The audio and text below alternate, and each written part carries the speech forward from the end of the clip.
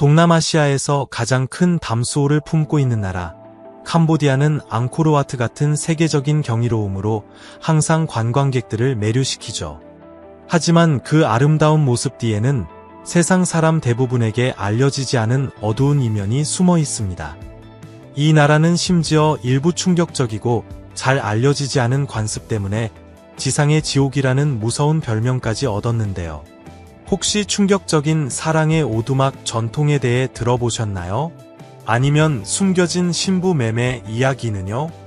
저희와 함께 캄보디아의 어두운 면을 파헤치며 여러분을 깜짝 놀라게 할 진실들을 만나보시죠. 1.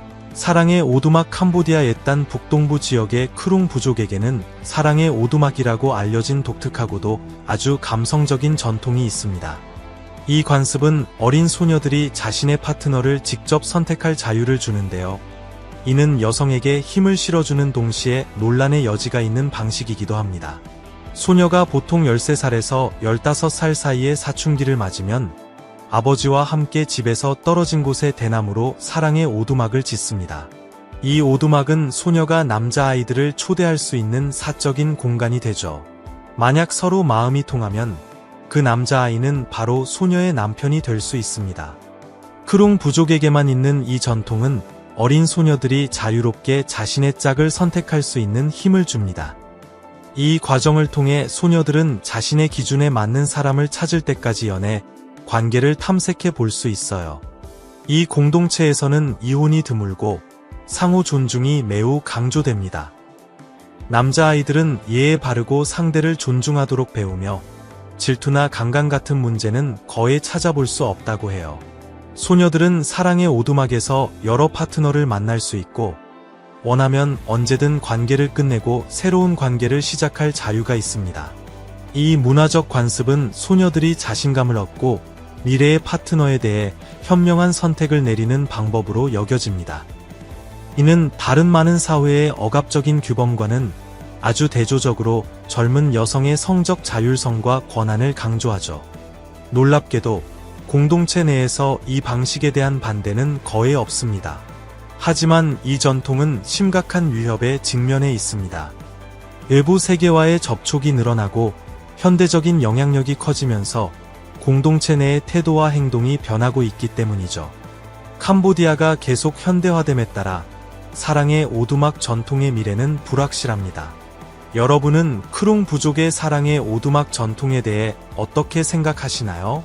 현대적인 영향을 보존해야 할까요? 아니면 변화시켜야 할까요? 아래의 댓글로 여러분의 의견을 남겨주세요. 2. 신부매매. 크룽 부족이 어린 소녀들에게 파트너 선택의 자유를 주는 것과는 너무나 대조적으로 캄보디아의 신부매매라는 어두운 현실이 존재합니다. 우아한 아름다움과 따뜻한 마음으로 시인과 예술가들에게 영감을 주고 전 세계 방문객들을 사로잡았던 캄보디아 여성들. 그들의 그을린 갈색 피부, 길고 윤기나는 검은 머리, 크고 반짝이는 눈, 그리고 환한 미소는 우아함과 온화함을 발산합니다. 하지만 이 겉모습 뒤에는 가슴 아픈 현실이 숨어 있죠. 많은 캄보디아 여성들이 신부 매매의 희생양이 됩니다. 캄보디아에서는 가정의 절박한 가난 때문에 미화로 $1,000에서 $3,000, 우리 돈으로 약 136만 원에서 408만 원 사이의 아내를 샀거나 빌릴 수 있습니다. 약 $5만, 우리 돈으로 약 6,800만 원이 드는 대리모 서비스 또한 증가하고 있습니다. 여성 인신매매 반대 세계 연합이 2018년에 발표한 보고서에 따르면 캄보디아 여성들은 강제 결혼을 위해 중국으로 자주 팔려나간다고 합니다. 주로 18살에서 30살 사이의 수천 명의 여성들이, 때로는 미성년자까지도 고임금 일자리나 부유한 외국인 남편을 약속하는 말에 속아 결국 학대적인 상황에 처하게 됩니다. 국제인권감시단체는 2019년에 여성들이 구타, 강간, 강제 노동에 시달리는 사례들을 기록했습니다. 이 여성들은 소위 남편이나 인신매매범들에 의해 고립되고 철저히 통제되는 경우가 많습니다. 이 여성들이 직면하는 법적, 사회적 어려움은 엄청납니다. 캄보디아와 중국의 법률 시스템 모두 이들을 보호하는 데 어려움을 겪고 있으며 많은 피해자들은 체포되거나 추방될 위협 때문에 도움을 청하기를 두려워합니다. 돌아온 피해자들은 심각한 사회적 낙인과 수치심에 직면하여 사회에 다시 통합되고 정의를 실현하기가 어렵습니다. 아동 노동이라는 또 다른 가슴 아픈 현실은 이 나라가 직면한 극심한 어려움을 보여줍니다. 계속하기 전에 혹시 저를 도와주실 수 있다면 구독 버튼을 누르는데 딱 10초면 됩니다. 그 보답으로 저희는 여러분을 위해 더 좋은 수를 계속 만들 것을 약속드립니다. 동의하시죠? 3. 아동 노동과 착취. 아동 노동과 착취에 맞서는 캄보디아의 싸움은 가슴 아프고 경제적, 문화적 어려움에 깊이 뿌리박고 있습니다. 충격적이게도 국립통계연구소의 2018년 보고서에 따르면 5살에서 17살 사이 아동의 거의 5분의 1, 약 75만 명의 아이들이 아동 노동의 덫에 갇혀 있습니다. 이 아이들은 농업, 제조업, 건설, 가사 노동 현장에서 힘들게 일하며 그중 농업이 가장 위험합니다. 아이들은 매일 독성 화학 물질, 무거운 기계, 위험한 도구에 노출됩니다. 국제노동기구는 이 아동 노동자의 57%가 위험한 환경에서 일한다고 밝혔습니다. 착취는 끈질기게 이어지며 위험한 작업부터 채무노예, 인신매매에 이르기까지 다양합니다. 많은 아이들이 가족의 빚을 갚기 위해 노동을 강요당하며 이는 종종 강제노동과 성매매로 이어집니다. 아동 노동자들은 학교를 중퇴하거나 간헐적으로 출석하여 교육과 미래 전망에 심각한 타격을 입습니다. 건강면에서 이 아이들은 호흡기 질환과 부상부터 장기적인 신체적, 정신적 피해까지 심각한 결과를 겪습니다. 세계보건기구는 캄보디아 아동들의 직업상 부상률이 놀라울 정도로 높다고 지적합니다. 아동 노동을 금지하는 법이 있음에도 불구하고 약한 법 집행과 뿌리 깊은 가난 때문에 이 문제를 해결하기는 어렵습니다. 가족들은 생존을 위해 자녀의 수입에 의존하고 문화적 규범이 종종 이러한 관행을 지지하기 때문에 근절은 매우 어려운 과제입니다. 4. 크메르 루주의 검은 그림자. 캄보디아가 지상의 지옥이라는 칭호를 얻은 데에는 그만한 이유가 있습니다. 이 끔찍한 칭호는 1975년부터 1978년까지 폴포트가 통치했던 크메르 루주 정권의 끔찍한 시대의 뿌리를 두고 있습니다. 단 3년 만에 나라는 상상할 수 없는 고통 속으로 빠져들었고 기아, 강제노동, 고문, 처형으로 인해 약 170만에서 250만 명의 목숨을 잃은 것으로 추정됩니다. 농업 중심의 사회주의 사회를 만들려는 정권의 목표는 도시 중심부의 파괴, 지식인의 체계적인 말살, 그리고 광범위한 대량 학살로 이어졌습니다. 크메르 루주에 반대하는 사람들은 잔인한 보복에 직면했고 종종 목숨을 잃었습니다. 특히 여성들은 만연한 성폭력을 포함한 끔찍한 학대를 견뎌야 했으며 이는 국가의 집단 정신에 깊은 상처를 남겼습니다. 개인의 재산은 몰수되었고 국민은 극빈층으로 전락했습니다.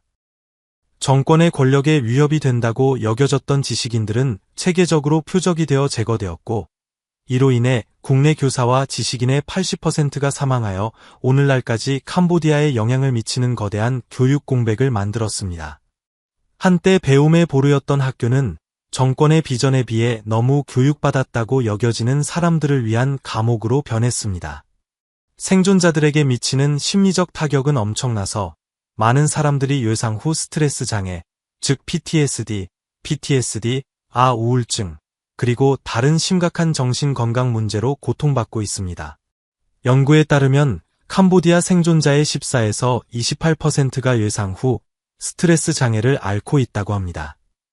크메르 루주 폭정의 유산은 의심할 여지 없이 캄보디아의 암울한 명성에 기여하고 있습니다.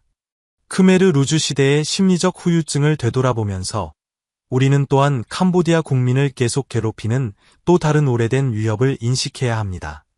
5. 남아있는 지뢰. 캄보디아의 또 다른 암울한 현실은 과거 전쟁에서 남겨진 수많은 지뢰가 오늘날까지도 수많은 민간인의 목숨을 앗아가고 있다는 것입니다. 약 600만 개의 지뢰가 여전히 전국에 흩어져 있어 인구에 심각한 위협이 되고 있는 것으로 추정됩니다. 캄보디아의 역사는 1967년 3월 11일부터 1975년 4월 17일까지 8년 이상 지속된 캄보디아 내전으로 시작된 분쟁으로 얼룩져 있습니다. 이 잔혹한 군사 대결에는 캄보디아 공산당과 북베트남, 베트콩을 포함한 그 동맹군이 캄보디아 왕국 정부군과 맞서 싸웠습니다. 1970년 10월 이후에는 미국과 남베트남의 지원을 받는 크메르 공화국이 전투에 가담했습니다. 그리고 1978년 12월 25일부터 1989년 9월까지 베트남 군대가 캄보디아에 개입하여 크메르 루주 정권을 전복시키고 대량 학살을 종식시켰습니다. 이 개입은 또한 중국과 소련 사이의 균열을 부각시켜 공산주의 운동을 분열시켰습니다. 베트남 공산당은 소련과 연대했고 캄보디아 공산당은 중국의 충성을 유지했습니다. 이 두 번의 파괴적인 전쟁이 상상할 수 없는 수의 지뢰를 남겨 캄보디아 국민의 삶에 계속 영향을 미치고 있는 것은 당연한 일입니다. 6. 지뢰 탐지기로 쥐를 사용하다 캄보디아가 예상치 못한 영웅. 바로 쥐와 함께 지뢰라는 오래된 위협에 어떻게 맞서 싸웠는지에 대한 놀라운 이야기가 있습니다. 캄보디아 정부는 한때 쥐를 지뢰 탐지기로 고용했는데 이는 이 치명적인 문제를 해결하기 위한 혁신적인 접근 방식을 보여주는 증거입니다. 이 설치류들은 1년 내내 훈련을 받았고 화학화합물과 폭발물을 탐지하는 전문성에 대해 수료증까지 받았습니다. 신속하고 효율적으로 지뢰를 찾는 능력 덕분에 이들은 매우 귀중한 존재가 되었습니다. 이 프로그램에서 가장 유명했던 쥐 중 하나는 탄자니아에서 태어나고 자란 마가와였습니다. 마가와의 몸무게는 2.5파운드, 우리 단위로 약 1.2kg이 조금 넘었고 길이는 약 27인치, 즉 68cm였습니다. 작은 크기에도 불구하고 지뢰를 밟아도 터지지 않을 만큼 가벼웠죠. 마가와는 테니스 코트 크기의 지역을 단 20분 만에 검사하는 놀라운 능력으로 유명해졌습니다. 이에 비해 인간이 금속 탐지기를 사용하면 같은 지역을 조사하는데 하루에서 나흘까지 걸릴 수 있습니다. 화려했던 5년의 경력 동안 마가와는 100개가 넘는 지뢰와 폭발물을 발견하여 캄보디아에서 진정한 생명의 은인이 되었습니다. 슬프게도 2022년 마가와는 8살의 나이로 세상을 떠났습니다. 하지만 그의 유산은 계속 살아있습니다. 영웅 쥐로 알려진 마가와는 지뢰 탐지에 대한 그의 비할 데 없는 공헌으로 영국의 동물복지 자선단체인 PDSA로부터 금메달을 받았습니다. 마가와의 이야기는 캄보디아를 더 안전한 곳으로 만들기 위해 노력하는 사람들의 창의성과 헌신에 대한 증거입니다. 7. 인신매매 다음으로 살펴볼 어두운 면은 캄보디아의 심각하고 복잡한 문제인 인신매매입니다.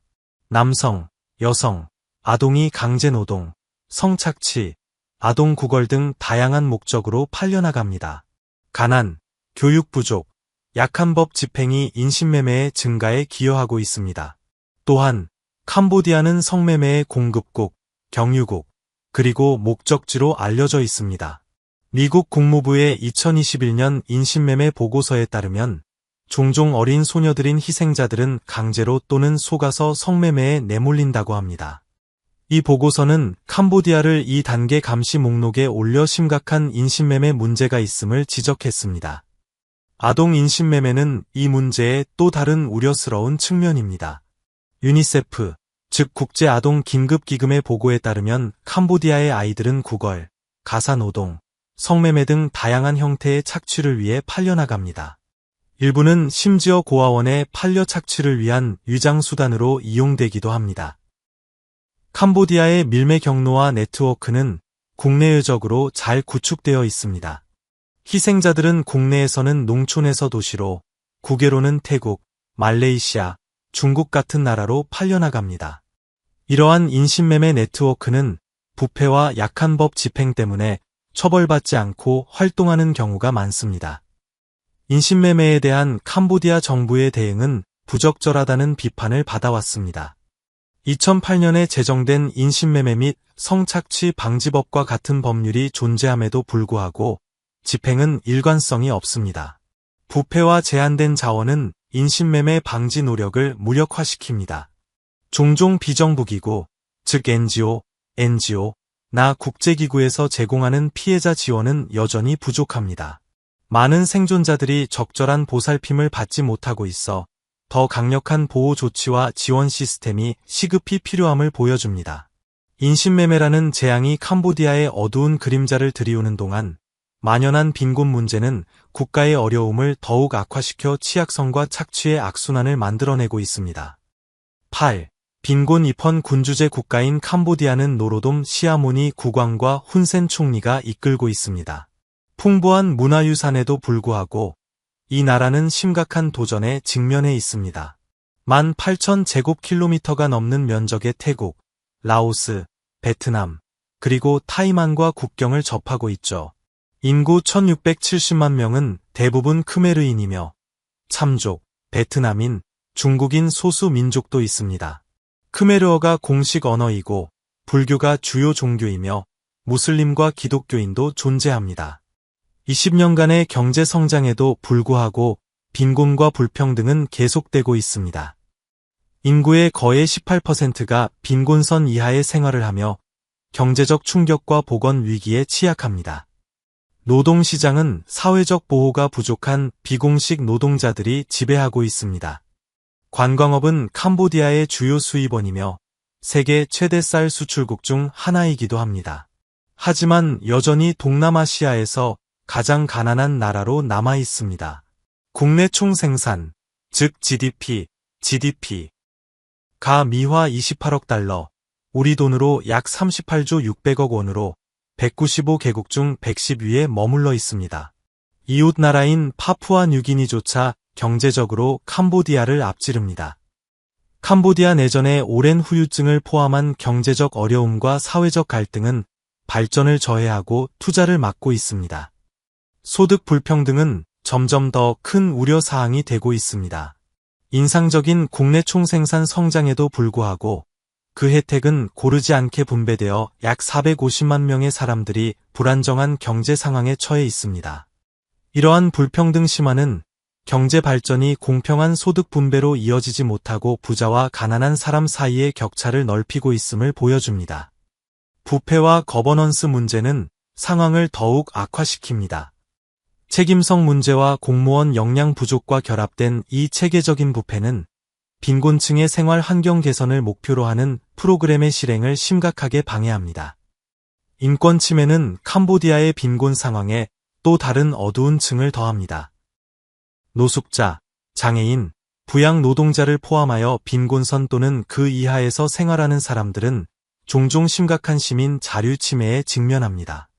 특히 선거 기간에는 반대파를 억압하고 통제하기 위한 정치적 동기의 시민권 침해가 흔하게 발생합니다.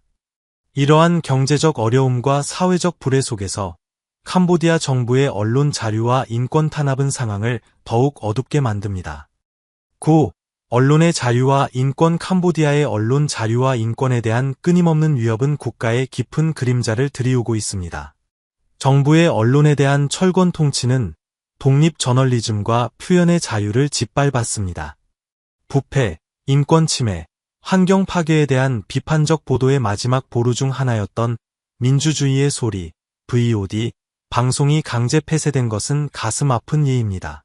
이 폐쇄로 정부는 언론에 대한 통제를 더욱 강화했고 대부분의 전국 라디오, 텔레비전 방송국, 주요 신문들은 국가의 통제나 강력한 영향력 아래 놓이게 되었습니다. 언론인들은 끊임없는 감시 아래 살며 자유로운 보도를 위태롭게 하는 괴롭힘과 위협에 직면해 있습니다. 2023년에는 정부를 비판한 언론인과 활동가에 대한 체포, 구금, 폭력을 포함하여 최소 238건이 표현의 자유 제한 사건이 보고되었습니다.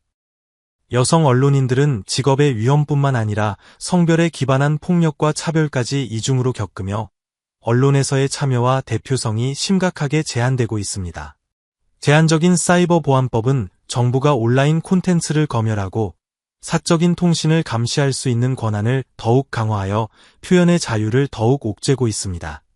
반대 의견을 잠재우기 위해 합법적, 비합법적 수단을 모두 사용하는 정부의 행태는 권력을 유지하기 위해 끊임없이 노력하면서 심한 비판을 받고 있습니다.